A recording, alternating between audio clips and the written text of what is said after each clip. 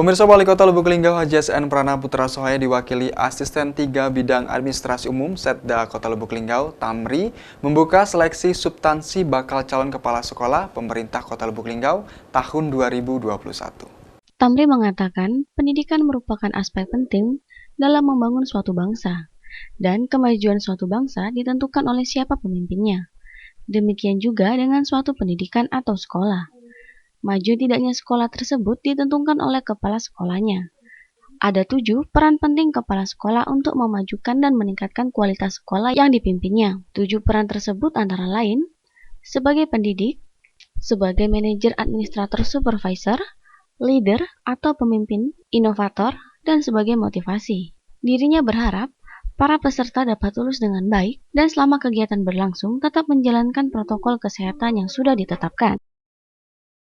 Tahun 2021 dengan ini saya nyatakan dibuka.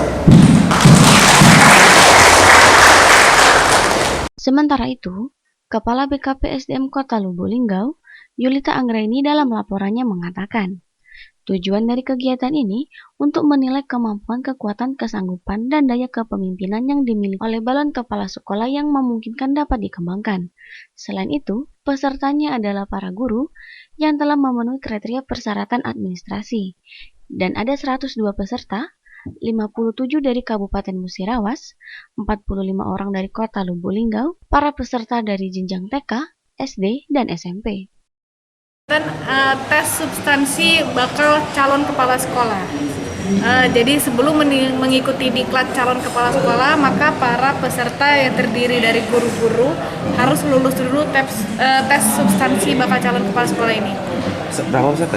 Pesertanya sebanyak total 102 orang, 45 dari Kota Lubuk Linggau, 57 dari Kabupaten Musirawas.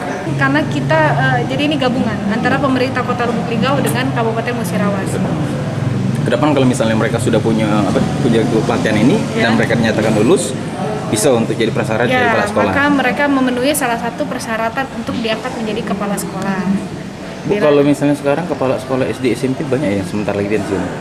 Kalau SD banyak, ada beberapa. Kalau SMP bakal ada 1 pensiun. Kalau kepala sekolah SD ada sekitar puluhan? Oh enggak, puluhan enggak. Cuman karena kemarin kita sudah ada penambahan ya. Sudah ada pelantikan. Mungkin untuk sampai akhir tahun ini kemungkinan ada 3-5 orang kalau SD. Rajab, Silampari TV melaporkan.